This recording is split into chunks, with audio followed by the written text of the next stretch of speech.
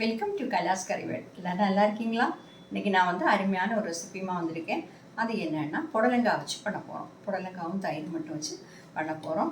வேறு தேங்காய் அரைச்சி ஊற்றலை, தக்காளி சேர்க்கலை, அந்த மாதிரி எதுவும் சேர்க்கலை. வீட்டில் உள்ள இன்க்ரீடியன்ஸ் கொஞ்சம் கொஞ்சமாக எல்லாமே சேர்த்து அருமையான ஒரு ரெசிபி.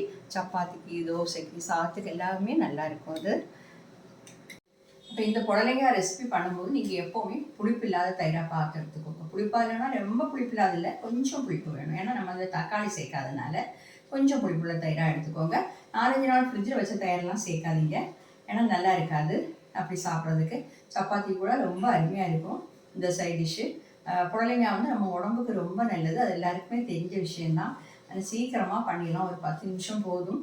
பேச்சுலர்ஸுக்கானாலும் சரி, நியூ பிகினர்ஸுக்கானாலும் சரி, நல்ல ஈஸியாக பண்ணக்கூடிய ஒரு ரெசிபி தான் இது.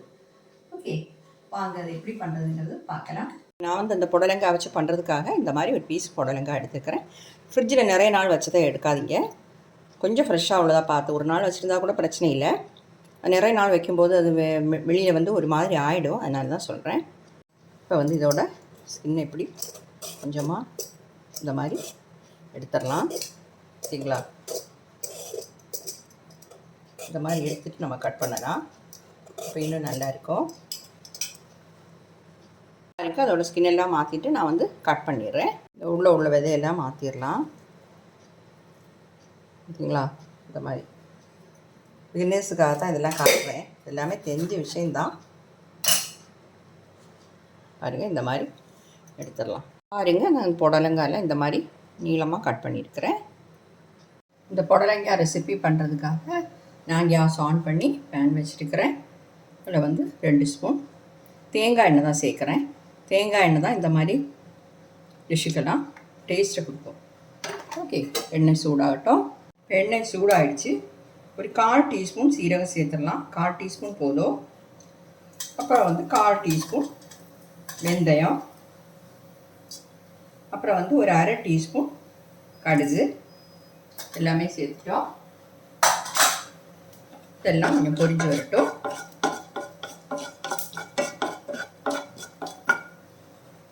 இது கூட நாம் இப்போ ஒரு 4-5 பல் பூண்டு பொடியாக கட் பண்ணி வச்சுருக்கிறேன், அதை சேர்த்துட்டேன்.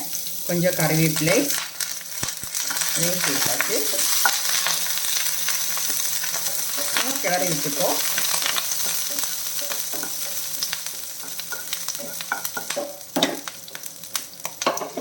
ரெண்டு காஞ்ச மிளகாய் சேர்த்துடலாம்.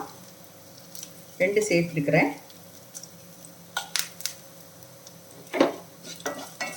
முதலே காஞ்ச மிளகாய் சேர்த்தா அது வந்து தீஞ்சு போயிடும், அதனால அப்படி சேர்க்குறேன். 2 பச்சை மிளகாய் வந்து இந்த மாதிரி கட் பண்ணி வச்சுருக்கிறேன், அதையும் சேர்த்துட்டேன்.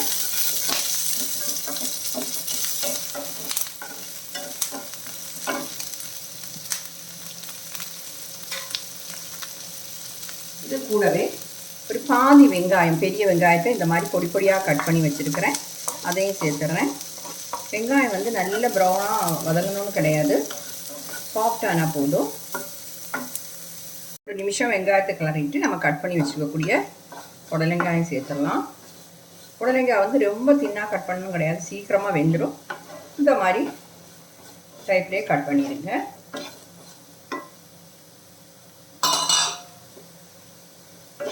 தண்ணி எதுவும் சேர்க்க தேவையில்லை. மூடி வச்சிடலாம். ஒரு 3 நிமிஷம் மூடி வச்சுருக்கோங்க. ஒரு மீடியம் ஃப்ளேம்லேயே வச்சுக்கோங்க. இடையில கிளறி கொடுத்துப்போம்.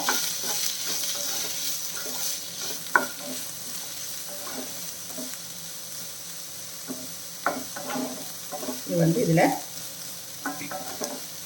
தண்ணி இறங்கி வரும், அதனால் நம்ம தண்ணி சேர்க்கலை.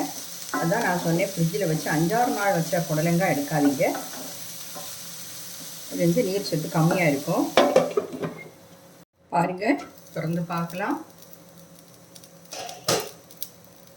புடலங்காய் வந்து வதங்கிடுச்சு. ரொம்ப ஃப்ரை பண்ண வேண்டாம், ஆனால் வேகவும் வேணும். வேகாமல் சாப்பிட முடியாதுல்ல, அதனால் வேகவும் வேணும், பார்த்துக்கோங்க. ரொம்ப டீப்பாக ஃப்ரை பண்ணிடாதீங்க.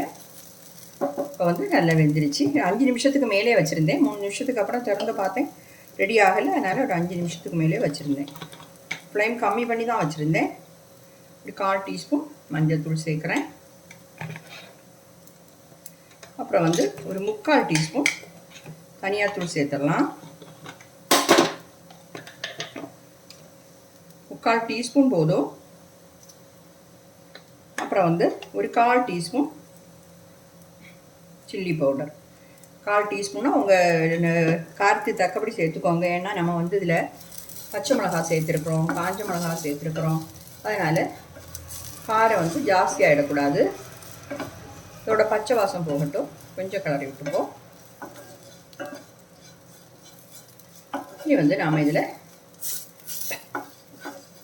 மெயினான இன்க்ரீடியன்ட் வந்து தயிர் சேர்க்க போகிறோம். இப்போ லோ ஃப்ளேமில் தான் வச்சுருக்கிறேன். தயிர் சேர்த்துடலாம். தயிர் வந்து நான் மிக்சியில் போட்டு அடித்து மோர் மாதிரி ஆசையெல்லாம் செய்யலை. இது வந்து கொஞ்சமாக சூடானா மட்டும் போதும். ஃப்ளேம் ஆஃப் பண்ணிடலாம். தயிர் கொஞ்சம் கூட தேவைப்பட்டால் நீங்கள் இன்னும் கொஞ்சம் சேர்த்துக்கலாம். ஏன்னா புளிப்பில்லாத தயிராக பார்த்து எடுத்துக்கோங்க.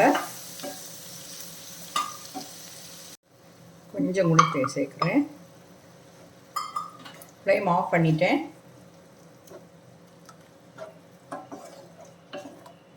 சால்ட் கொஞ்சம் சேர்த்துடலாம். சால்ட் இது வரைக்கும் நாம் சேர்க்கலை.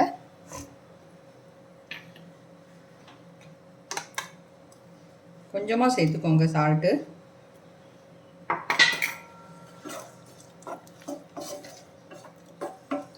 புளிப்பு இல்லாத தயிர். நான் கொஞ்சம் புளிப்பு வேணும், ஆனால் ரொம்ப புளிக்கக்கூடாது.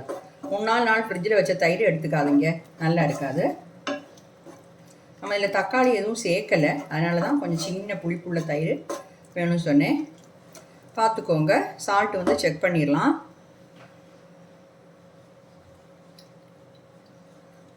கரெக்டாக இருக்குது. சால்ட்டு புளிப்பு எல்லாமே கரெக்டாக இருக்குது. இதை வந்து ஒரு 5 நிமிஷம் மூடி வச்சுட்டு அதுக்கப்புறம் சர்வ் பண்ணலாம். பாருங்க, புடலங்காய் வச்சு நம்ம அருமையாக பண்ணிட்டோம். நான் சொன்ன மாதிரி உங்களுக்கு வேறு ஏது வெஜிடபிள்ஸ் வச்சு வேணாலும் இந்த மாதிரி பண்ணலாம். இது சப்பாத்திக்கு ரொம்ப அருமையாக இருக்கும், சாதத்துக்கும் ரொம்ப டேஸ்ட்டாக இருக்கும். ஓகே, கட்டாயம் ட்ரை பண்ணி பாருங்கள். ஹெல்த்தியானதும் கூட. புடலங்காய்ங்கிறது நம்ம உடம்புக்கு ரொம்ப நல்லது, ஹெல்த்தியானதும் கூட. இப்போ என்னுடைய இந்த வீடியோ எல்லாருக்கும் பிடிச்சிருக்கும்னு நினைக்கிறேன். பிடிச்சிருந்துன்னா தயவு பண்ணி லைக் பண்ணுங்கள், ஷேர் பண்ணுங்கள், கமெண்ட் பண்ணுங்கள், சப்ஸ்கிரைப் பண்ண மறந்துடாதீங்க. அடுத்து நல்ல ரெசிபியுமா மீண்டும் சந்திக்கலாம். Okay, thank you.